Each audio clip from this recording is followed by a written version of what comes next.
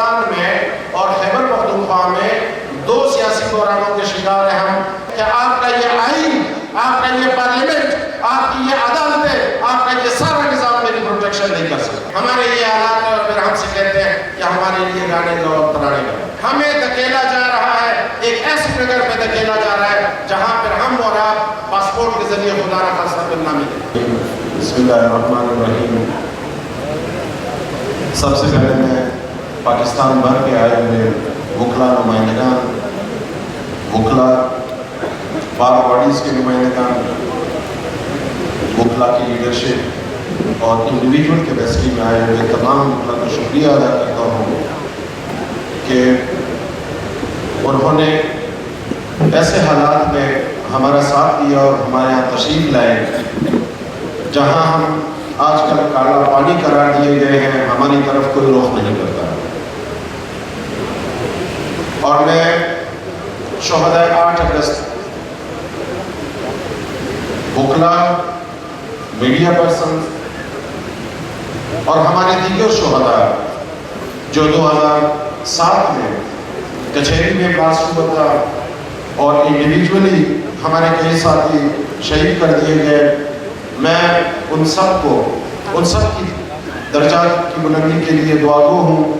اور اس کے ساتھ ساتھ ہمارے ان شہداء جنہوں نے مختلف کارہائے زندگی میں قربانیاں دی، ان کی درجات کی بلندی کے لیے دعاگو ہوں۔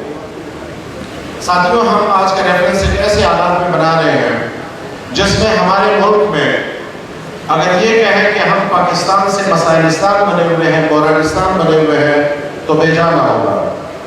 ساتھیوں، اس وقت ہمارے ملک میں سیاسی بحران ایک مرکزی سطح پہ ہے اور دوسری ہماری بدبختی دگنی ہے کہ ہمارے ہاں بلوچستان میں اور خیبر پختونخوا میں 2 سیاسی بحرانوں کے شکار ہیں ہم۔ ایک ملکی سطح پہ جو حالات چل رہے ہیں اور دوسرا ہمارے لیے یہاں ایسے حالات پیدا کر دیے گئے ہیں کہ یہاں کے انڈیویجولز، یہاں کی عوام، یہاں کے لوگ ہمارے سیاسی قائدین، ہماری سیاسی جماعتوں سے یہ کہنے پہ مجبور ہو گئی ہے کہ آپ کا یہ آئین، آپ کا یہ پارلیمنٹ، آپ کی یہ عدالتیں، آپ کا یہ سارا نظام میری پروٹیکشن نہیں کر سکتا۔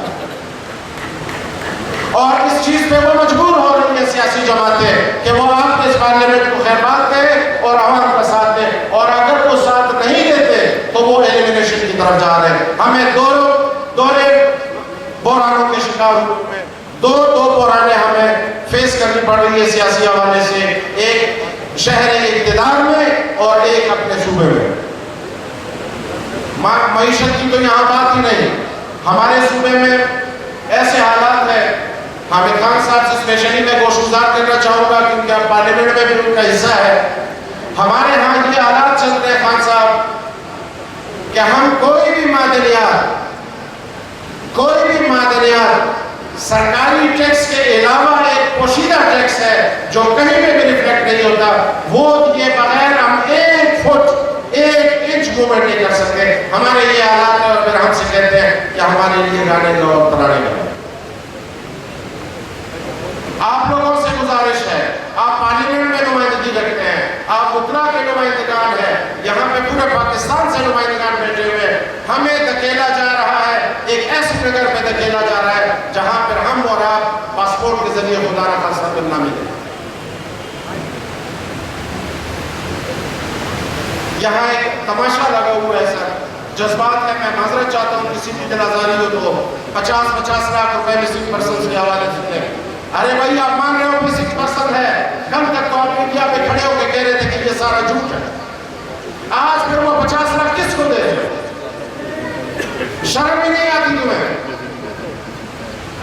اور آپ کو ٹویٹر میں کیا کہا جا رہا ہے؟ 50 لاکھ نہیں، آپ ہم سے 5 کروڑ روپے لے لو، اپنا بچہ ہمارے حوالے کرو۔ کیا آپ اس کے لیے تیار ہوں گے؟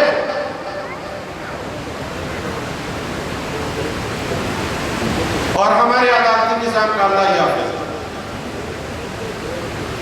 اللہ ہی حافظ ہے۔ پتہ نہیں ہم کس منظر میں بس گئے ہیں جہاں انصاف لینے کے لیے لوگ جاتے ہیں، آج کل وہ خود انصاف کے لیے چیخ رہے ہیں، ایک دوسرے کے فیصلے نہیں مانے جا رہے۔ آپ میرا فیصلہ نہ مانیں، میں آپ کا فیصلہ نہیں مانتا۔ بحران پہ بحران کھڑے کیے جا رہے ہیں۔